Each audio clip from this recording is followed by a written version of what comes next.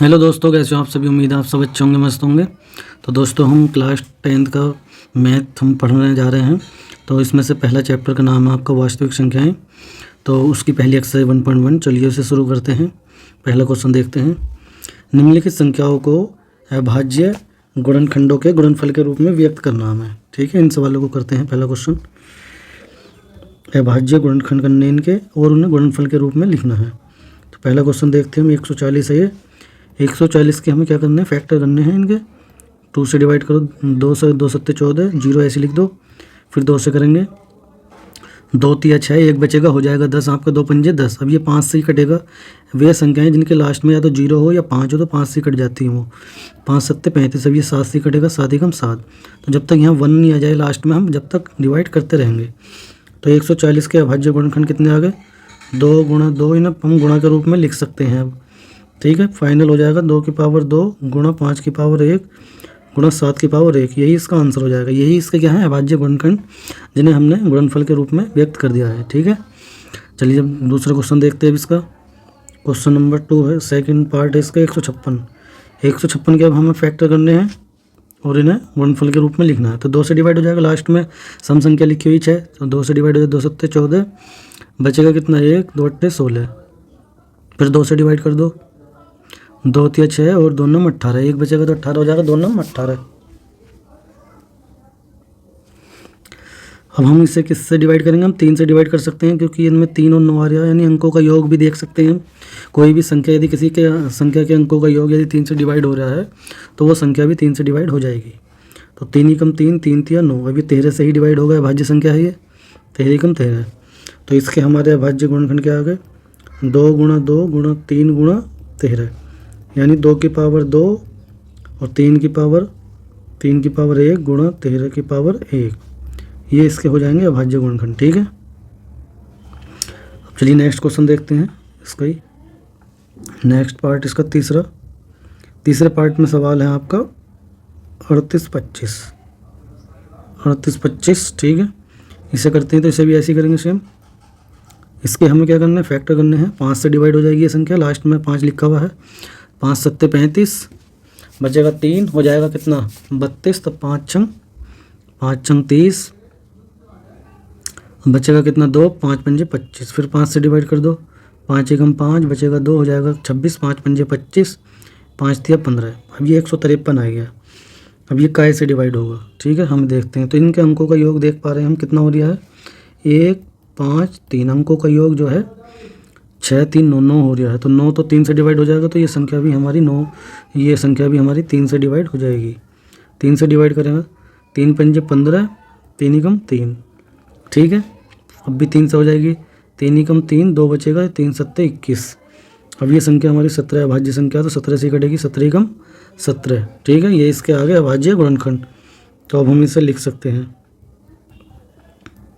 5 गुणा 5। पहले चाहो तो छोटी संख्या लिख दो। पहले क्या है इसमें, 3 गुणा 3, और ये होगी 3 3, और ये 5 5, 5 गुणा 5 और गुणा 17, ये वाली संख्याएं थी। तो ये 3 की पावर 2 हो गया, 5 की पावर 2 हो गया, और 17 की पावर 1। यही हमारी इसकी क्या है, अभाज्य गुणनखंड है, जिन्हें हमने गुणनफल के रूप में व्यक्त कर दिया है। ठीक है, अब इसका क्वेश्चन नंबर 4 देखते हैं। 5005, ये वाला क्वेश्चन है इसका, 4 पार्ट। तो अब इसके भी करते हैं फैक्टर। लास्ट में 5 लिखा हुआ है, तो 5 से डिवाइड हो जाएगी ये संख्या। ठीक है, 5 से डिवाइड करें, 5 एकम 5, 0 दोनों ऐसे लिख देंगे, 5 एकम 5। अब ये 1001 है। तो अब हम इसे चेक करना पड़ेगा। 2 से तो डिवाइड होने की नहीं, क्योंकि लास्ट में विषम संख्या लिख रही है। 3 से भी नहीं होने की, क्योंकि अंकों का योग 2 आ रहा है। 4 से भी नहीं होने की, सम संख्या नहीं लास्ट में। 5 से भी नहीं होने की, 0 या 5 होना चाहिए था। 6 से भी नहीं होने की है। अब ये 7 से हो सकती है, देखते हैं। 7 एकम 7, बचेगा 3, हो जाएगा कितना, 30। 7 चौक 28, बचेगा 2, 7 तिया 21। 3 से डिवाइड हो गई है। अब इसके बाद ये 11 से डिवाइड होगी।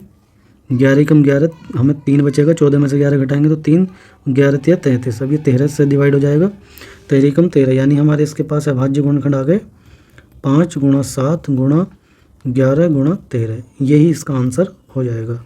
ठीक है दोस्तों, अब इसका नेक्स्ट क्वेश्चन देखते हैं, नेक्स्ट पार्ट। जो कि इसका लास्ट है 74 29।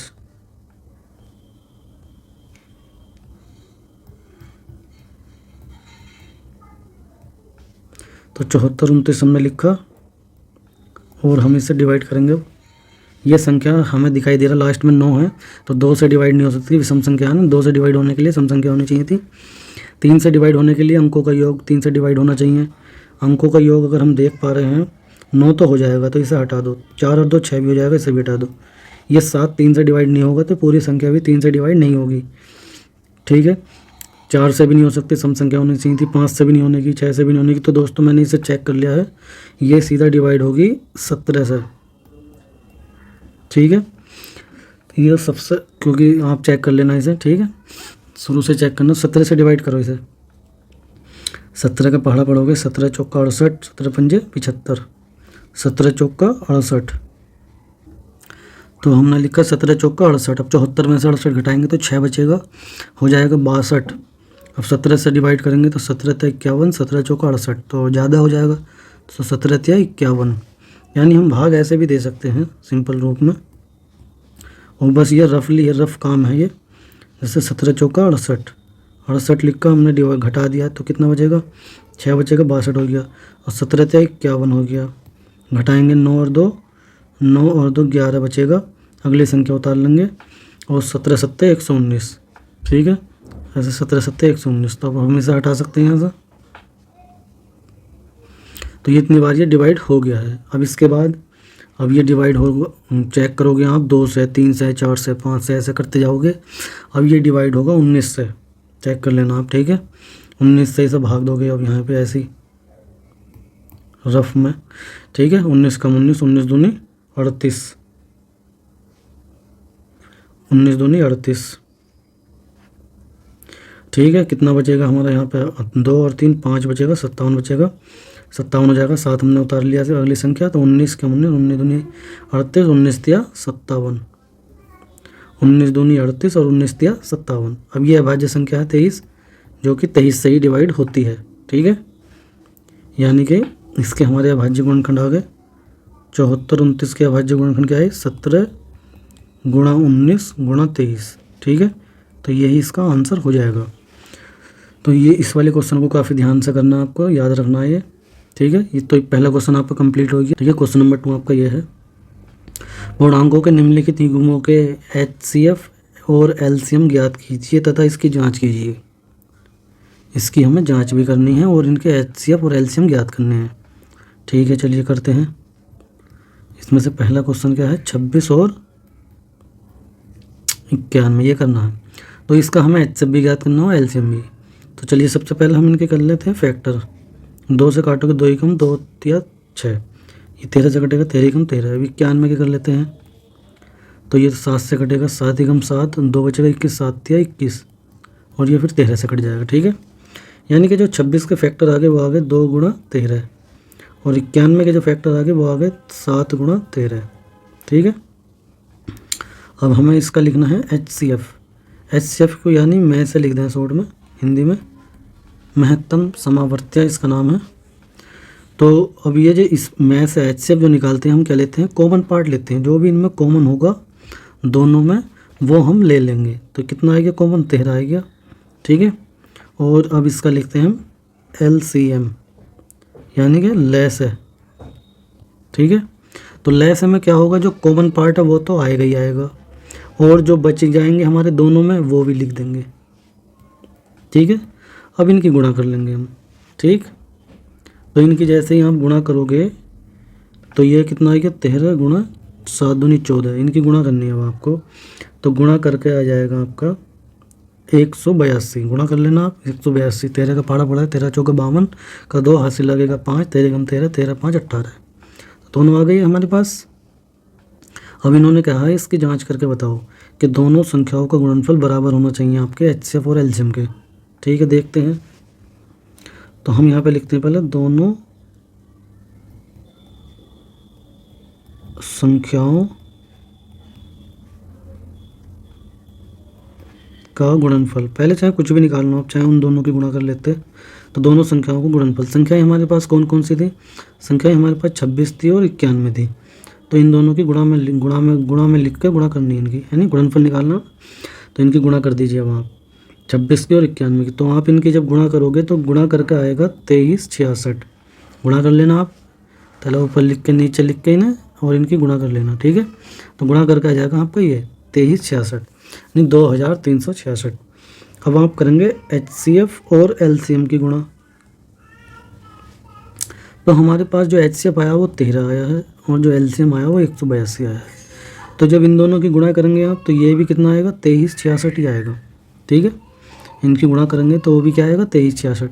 तो हम कह सकते हैं अतः दोनों संख्याओं का गुणनफल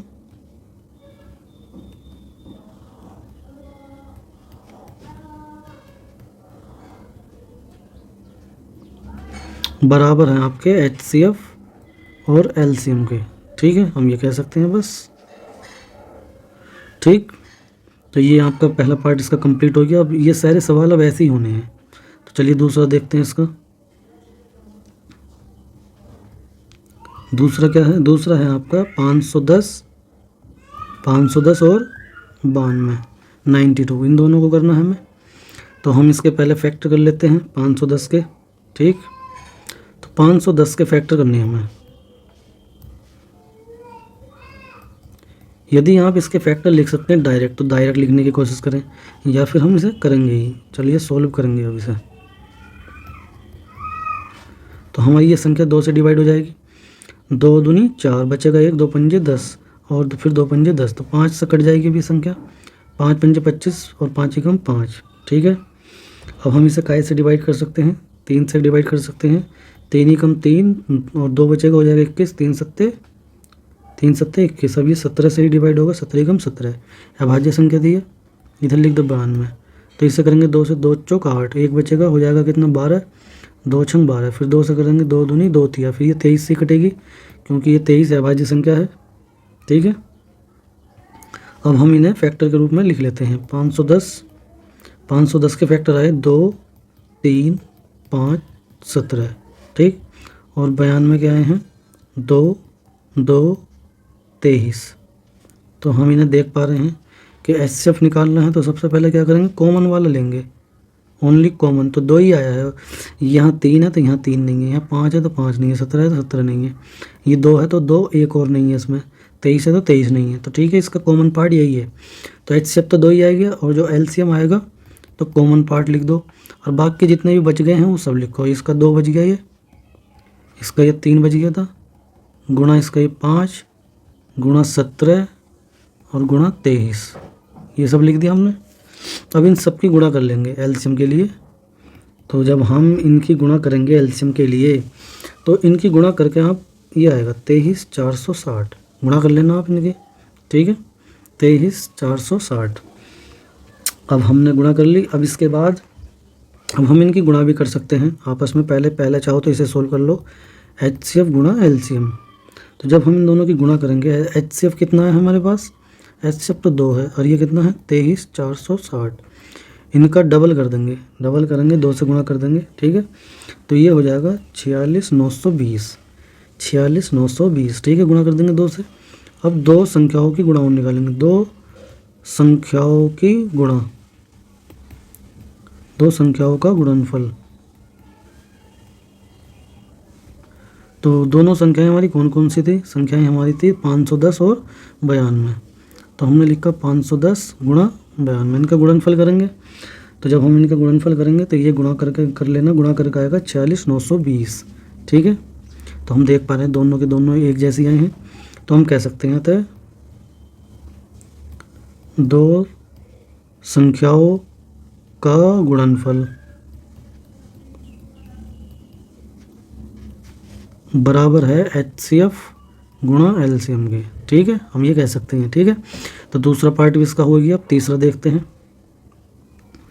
तीसरा पार्ट आपका क्या है? तीसरा पार्ट इसका है, ये है 336 और 54, 336 और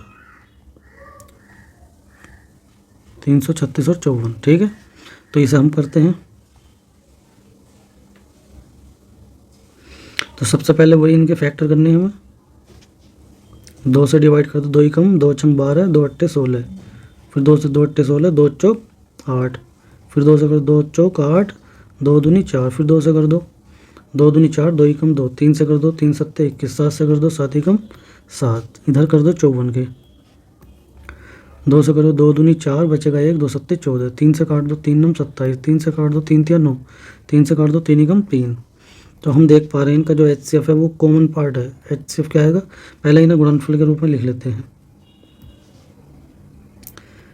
पहले इन्हें गुणनफल के रूप में लिख लेते हैं। तो पहली संख्या कौन सी हमारी, पहली संख्या 336 थी, तो गुणा में करें तो कितना है, 2 कितनी बार आया इसका, 1 2 3 4, 4 बार आया, फिर 3 और 7। अब ये क्या था हमारे पास, संख्या 54 थी।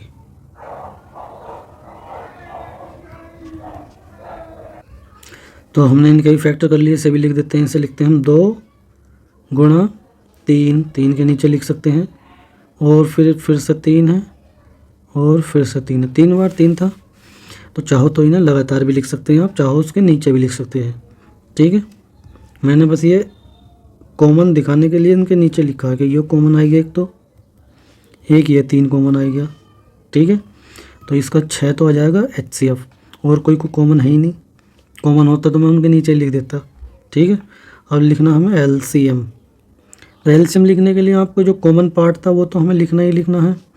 अब जो बच गए ये सब लिखने हैं। तो 2 2 गुणा 2, 3 गुणा 3, और ये 7, ये सब लिखना है। अब हम इनकी कर लेंगे गुणा, तो इनकी जो गुणा करेंगे हम, तो गुणा करके जो आएगा वो आएगा आपका 3024। गुणा कर लेना आप इनके, 3024। ठीक है, अब हमारे पास, अब हम इनकी गुणा भी कर देंगे कि HCF गुणा LCM। तो जब हम इनकी गुणा करेंगे तो HCF तो आएगी हमारे पास 6, और LCM आया है 3024। ठीक है, तो इनकी जब गुणा करेंगे तो गुणा कर लेना, गुणा करके आएगा 18144, यानी 18144। ठीक है, और फिर 2 संख्याओं की गुणा करेंगे, जो हमें संख्याएं दी थी उनका गुणनफल निकाल लेंगे। ठीक है, तो संख्याएं हमारे पास थी 336 और 52 थी हमारे पास, क्या थी 52 नहीं, हमारे पास कौन सी संख्या थी 54।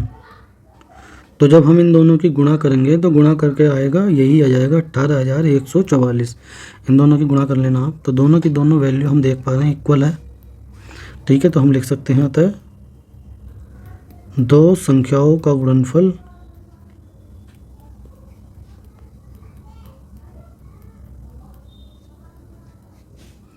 बराबर है HCF गुणा LCM। ठीक है, तो क्वेश्चन नंबर 2 आपका ये कंप्लीट हो गया है आई होप। 1 के एक्सरसाइज के। तो क्वेश्चन नंबर 3 हम देखते हैं। क्वेश्चन नंबर 3 आपका ये है, अभाज्य गुणनखंड विधि द्वारा निम्नलिखित पूर्णांकों के HCF और LCM दोनों ज्ञात करने हैं। तो पहला क्वेश्चन आपका ये है, इसमें से पहला पार्ट, तो पहला पार्ट करते हैं 12, 15 और 21, इनके हमें HCF और LCM दोनों को ज्ञात करने हैं। ठीक है, तो हम क्या करते हैं, इन तीनों के फैक्टर कर देते हैं। 2 छंग 12, 2 तिया 6, 3 एकम 3, 15 के करो 3 पंजे 15, 5 एकम 5, 21 के कर दो 3 सत्ते 21 और 7 एकम 7। तो हमने फैक्टर कर दिए, 2 गुणा 2 गुणा 3 आ गए 12 के, 15 के क्या आ गए 3 गुणा 5, और 21 के 3 गुणा 7। ठीक, तो जो हमारा HCF होता है वो होता है कॉमन फैक्टर, जो तीनों में कॉमन हो। तो तीनों में कॉमन देखो क्या क्या है, 3 यहाँ भी है, यहाँ भी है और यहाँ भी है, तो 3 आ गया। और कोई भी तीनों में कॉमन नहीं है, तो इसका HCF तो हमारा हो जाएगा 3। ठीक, अब आएगा इसका LCM। तो इसका जो LCM है वो जो कॉमन पार्ट है तो वो आएगा, जो कॉमन है 3 आएगा पहले। अब जो बच गए वो आएगा, जो भी बच गया, जैसे 2 2 5 7, ठीक है, ये सब आ जाएगा। इनकी मल्टीप्लाई कर देंगे तो हमारा इनका LCM आ जाएगा। तो इनकी जो गुणा करोगे तो हो गया 10, 3 दूनी 6, 6 सत्ते 42, 42 और 10 की गुणा करोगे 420 आ जाएगा। तो ये इनका क्या हो गया LCM। ठीक है, अब ऐसे दूसरा क्वेश्चन करते हैं, इसका दूसरा पार्ट ये 17, 23, 29। 17, 23, 29, ठीक। तो इसके फैक्टर करेंगे तो 17 से कटेगी, अभाज्य संख्या है, 23 भी अभाज्य संख्या है और 29 भी अभाज्य संख्या है, तो ये तो खुद से ही कटेंगे। तो इनका फैक्टर जो आया 1 गुणा 7, 17 भी लिख सकते हैं या 17 भी लिख सकते हैं। 23 के हम लिख सकते हैं 1 गुणा 23 और 29 के हम लिख सकते थे 1 गुणा 29, ठीक है। हम इन्हें ऐसे भी लिख सकते थे 17, 23, 29, लेकिन ऐसे कुछ कॉमन नहीं दिखाई दे रहा, तो हमने एक सभी में लिख दिया मल्टीप्लाई में। अब हमें कॉमन दिखाई दे जाएगा, तो HCF क्या हो जाएगा आपका 1 हो जाएगा, जो तीनों में कॉमन है। जब कुछ भी कॉमन नहीं होता, यहाँ से देखा जाए तो जब कुछ भी कॉमन नहीं होता तो उन संख्याओं का HCF यानी कि में से 1 होता है, ठीक है। और इसका जो लेस है, जब कुछ भी कॉमन नहीं होता तो उनका जो लेस है LCM उन सभी संख्याओं की गुणाई हो जाती है। तो इन सभी संख्याओं की जो गुणा करके आएगा वही इसका LCM होगा। तो इनका गुणा करके जो आंसर आएगा वो आएगा ये 11,339, ठीक है। आप गुणा कर लेना तो यही आंसर आएगा। तो दूसरा पार्ट भी हो गया। अब तीसरा देखते हैं। तीसरा आपका ये है 8, 9 और 8, 9, 25। तो 8, 9, 25 को भी ऐसे ही करेंगे। 8, 9, 25, 8 के फैक्टर कर दिए 2 चौक 8, 2 दूनी 4 और 2 एकम 2।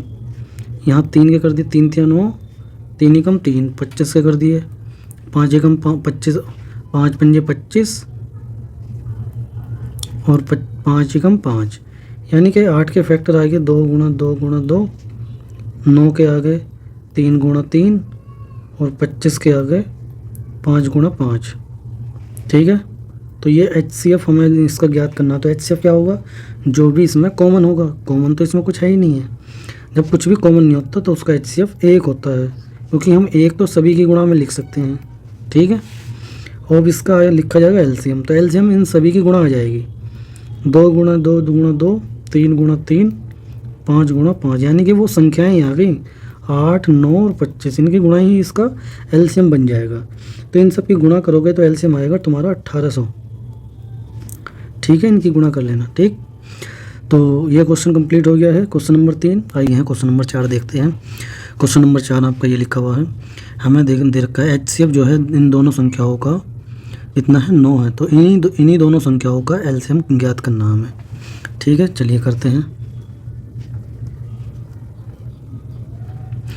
तो हमें संख्याएं तो हमारे पास यही हैं लिखी हुई दोनों, 306 और 657, ये दोनों संख्याएं हैं। और इन दोनों संख्याओं का HCF हमें 9 दिया है। हमसे LCM पूछा जा रहा है, इनका क्या है।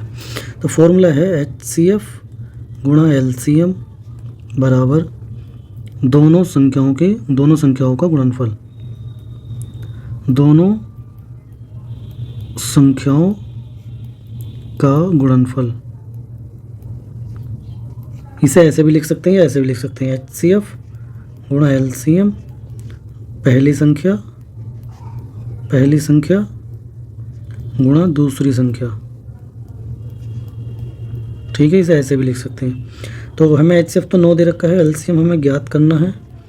और पहली संख्या यानी एक संख्या इसमें ये है और दूसरी संख्या हमारी इसमें ये है, यानी दोनों संख्याओं का गुणनफल। तो LCM हमें ज्ञात करना है। तो बटे में चली जाएगा 9 कहाँ जाएगा, ये बटे में, क्योंकि गुणा में लिखा हुआ है लेफ्ट साइड में, ये गुणा में लिखा हुआ है तो ये बटे में जाएगा, ठीक है। अब हम डिवाइड कर देंगे 9 से। तो 9 तिया 27, बचेगा 3, 9 चौक 36, यह जाएगा 34 गुणा 657। इन दोनों की गुणा कर लेंगे हम, तो गुणा करके हमारा आंसर आ जाएगा। तो गुणा करके आंसर आएगा इसका, मैं लिख देता हूँ जो भी आंसर है, 22,338, ठीक है। ये इसका आंसर आ जाएगा, ठीक है। क्वेश्चन नंबर 5 में आपका ये लिखा हुआ है, जांच कीजिए कि क्या किसी प्राकृतिक संख्या n के लिए संख्या 6 की पावर n अंक 0 पर समाप्त हो सकती है। ये हमें चेक करना है, जांच करनी है। यदि कोई संख्या 0 पर समाप्त हो रही है, इसका मतलब हम कह सकते हैं कि वो संख्या 10 से तो जरूर विभाज्य होगी। यदि कोई संख्या 0 यानी 0 पर समाप्त होती है तो वह संख्या 10 से विभाज्य होगी, अर्थात उस संख्या के अभाज्य गुणनखंड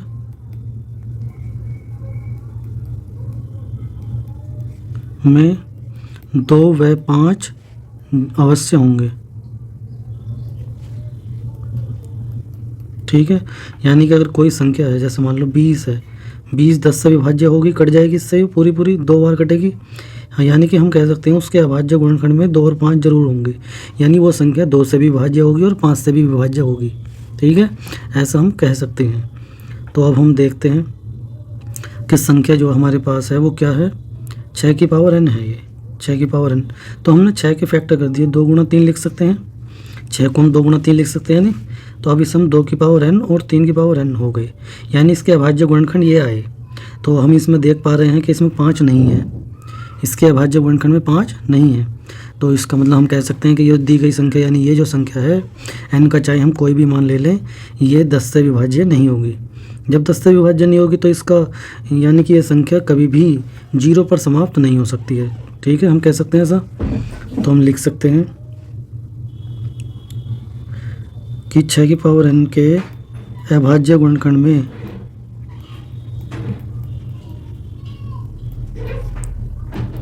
5 नहीं है, अतः n का ऐसा कोई मान नहीं है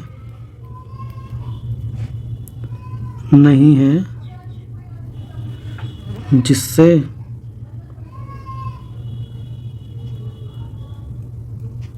संख्या 6 की पावर n 0 पर समाप्त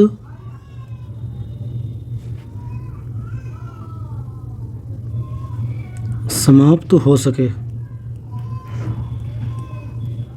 n का ऐसा कोई भी मान संभव नहीं है जिससे संख्या 6 की पावर n 0 पर समाप्त हो सके, क्योंकि उसके अभाज्य गुणनखंड में 5 आया नहीं है।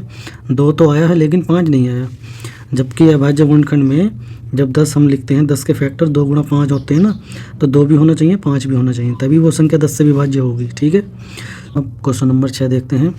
क्वेश्चन नंबर 6 आपका लिखा हुआ है, व्याख्या कीजिए। ये आपकी ये संख्या लिखी हुई है, ये और ये, कि भाज्य संख्याएं क्यों हैं। आपको ये बताना है कि ये भाज्य संख्याएं क्यों हैं। हम एक चीज़ जानते हैं क्या, कि अगर कोई संख्या भाज्य संख्या है तो उस संख्या के जो भाजक हैं वो 2 से ज़्यादा होंगे। मतलब यानी वो संख्या जो है 2 से संख्याओं से ज़्यादा से डिवाइड हो जाएगी। जैसे मान लो संख्या कोई 6 है, तो 6 जो किस किस संख्या से डिवाइड हो जाएगी, 1 से हो जाएगी, 2 से हो जाएगी, 3 से हो जाएगी, और 6 खुद से भी डिवाइड हो जाएगी। यानी कि ये इसके भाजक हैं, यानी कि ये इसके क्या हैं, भाजक हैं। ये इसके भाजक हैं, ये इन संख्याओं से सभी से डिवाइड हो जाएगी। 2 से ज़्यादा भाजक हैं, तो इसलिए हम 6 को कह देंगे कैसी संख्या, 6 एक भाज्य संख्या है। ठीक, समझ गए। अब हम इन्हें लिखते हैं। जैसे पहली संख्या लिखी हुई है 7 गुणा 11 गुणा 13 प्लस 13, तो हम इसे लिख सकते हैं 13 कॉमन लिया हमने, 13 कॉमन लिया, इधर से बचा 7 गुणा 11 और इधर से बचा 1। ठीक, अब हम इसे लिख सकते हैं ऐसे, 11 7 77, 77 और 1 78 आ जाएगा। ठीक है, यानी ये 13 गुणा ये आ गया। अब हम इसे और क्या लिख सकते हैं, 78 के फैक्टर कर सकते हैं हम यहाँ पे, 13 गुणा 13 छंग 78 होते हैं, 13 छंग 78 भी लिख सकते हैं 78 की जगह हम। ठीक है, और 6 की जगह भी लिख सकते हैं। 6 की जगह क्या लिख सकते हैं, 6 की जगह 2 गुणा 3 लिख सकते हैं। ठीक है, यानी अब हम कह सकते हैं कि ये जो संख्या हमें दी गई थी, ये संख्या ये किस किस संख्या से डिवाइड हो जाएगी, 13 से हो जाएगी, 2 से हो जाएगी, 3 से हो जाएगी, ये हम कह सकते हैं 6 से हो जाएगी, 13 से, 6 से और 1 से भी हो जाएगी। इस संख्या के लास्ट में अगर गुणा 1 लिख दो तो 1 से भी हो जाएगी। तो हम कह सकते हैं अतः संख्या, दी गई संख्या कह दो, अतः संख्या इसे पूरा ही लिखो, कितना 7 गुणा 11 गुणा 13 प्लस 13 1 2, 3 तथा 13 से डिवाइड यानी विभाज्य हो जाएगी, अर्थात संख्या के 2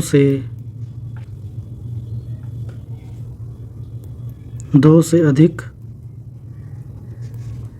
भाजक हैं। ठीक है, तो हम कह सकते हैं अतः संख्या भाज्य है। अतः दी गई संख्या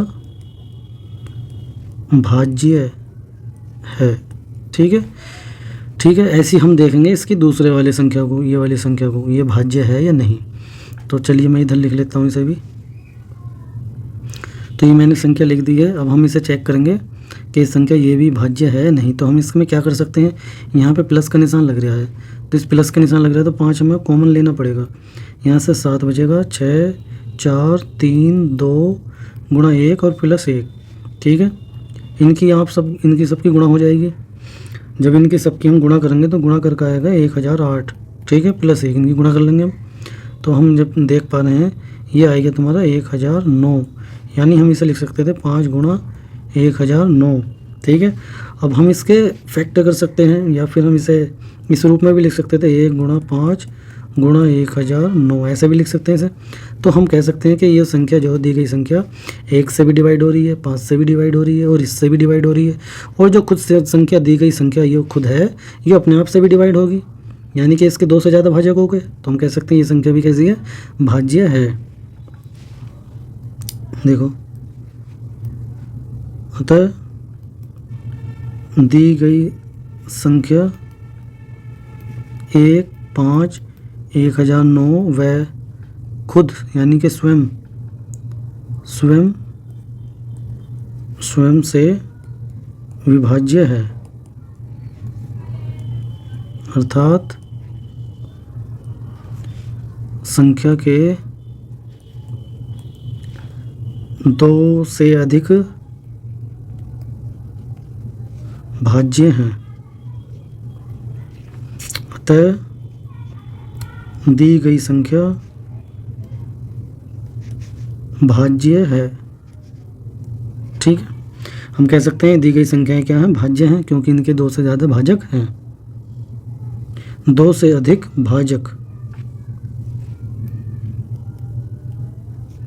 2 से अधिक भाजक हैं। ठीक है, तो ये क्वेश्चन भी आई होप कि आपको क्लियर हो गया होगा। जिसके समझ ना आया वीडियो को दोबारा देखे, दोबारा समझे इसे। ठीक है, हमने क्या करा, बस फैक्टर करें, इसके कॉमन लेके गुणा में लिखकर फिर उसके फैक्टर कर दिए, तो उससे हमें यह पता चल गया कि संख्या किस किस संख्या से डिवाइड हो जाएगी, तो वो उसके भाजक बन जाएंगे। और भाजक बन जाएंगे तो यानी हम कह सकते हैं 2 से अधिक भाजक हैं इन संख्याओं के, तो यानी कि संख्या भाज्य है। ठीक, तो क्वेश्चन नंबर 7 अब हम देखते हैं। क्वेश्चन नंबर 7 आपका यह है, किसी खेल के मैदान के चारों ओर एक वृत्ताकार पथ है। कोई मैदान है, उस मैदान के चारों ओर एक वृत्ताकार पथ है। ठीक है, इस मैदान का एक चक्कर लगाने में सोनिया को 18 मिनट लगते हैं। सोनिया जब इस मैदान का चक्कर लगाती तो उसे 18 मिनट लगते हैं, जबकि इसी मैदान का एक चक्कर लगाने में रवि को आपको 12 मिनट लगते हैं। अगर रवि लगाता है इस मैदान का तो उसे 12 मिनट लग रहे हैं। ठीक है, तो लगते हैं, मान लीजिए वे दोनों एक ही स्थान और एक ही समय पर चलना प्रारंभ करके एक ही दिशा में चलते हैं, तो कितने समय बाद वे पुनः प्रारंभिक स्थान पर मिलेंगे। ठीक है, तो इसका आंसर इसे कैसे करेंगे, यानी एक को लग रहे हैं 18 मिनट और एक को लग रहे हैं 12 मिनट। तो अगर ये दोनों फिर से प्रारंभिक स्थान पर मिलना चाहते हैं तो इन्हें जो समय लगेगा वो संख्या 18 और 12 का एलसीएम होगा। वो समय क्या होगा, वो 18 हम कह सकते हैं संख्या 18 व 12 का एलसीएम इन दोनों को पुनः प्रारंभिक स्थान पर मिला देगा। यानी कि संख्या 18 और 12 का जो एलसीएम आएगा उतने ही मिनट बाद ये पुनः प्रारंभिक स्थान पर मिलेंगे। ठीक है, हमें सिर्फ इसका एलसीएम निकालना है। तो आप 18 का और 12 का एलसीएम ऐसे भी निकाल सकते हैं। ठीक है, 2 से डिवाइड करेंगे, 2 नंबर 18, 2 छंग 12, फिर ये तो कटने का नहीं है, 2 तिया 6, 3 से कर देंगे, 3 तिया 3 ही कम, फिर 3 से डिवाइड कर देंगे, 3 ही कम। ठीक है, तो इनका जो एलसीएम आएगा इन सबकी गुणा आ जाएगी, 2 गुणा 2 गुणा 3 गुणा 3, तो इसका आएगा 4 गुणा 9, 9 चौक 36, यानी 36 मिनट बाद हम कह सकते हैं अतः 36 मिनट बाद ये दोनों पुनः प्रारंभिक स्थान पर मिलेंगे। ठीक है, आई होप कि आपको ये क्वेश्चन समझ आया होगा। समझ आया तो वीडियो को पसंद आया तो वीडियो को लाइक करें, चैनल पर पहली बार आए चैनल को सब्सक्राइब कर लें और ये वीडियो को अपने दोस्तों में भी शेयर कर दें। ठीक है, थैंक यू।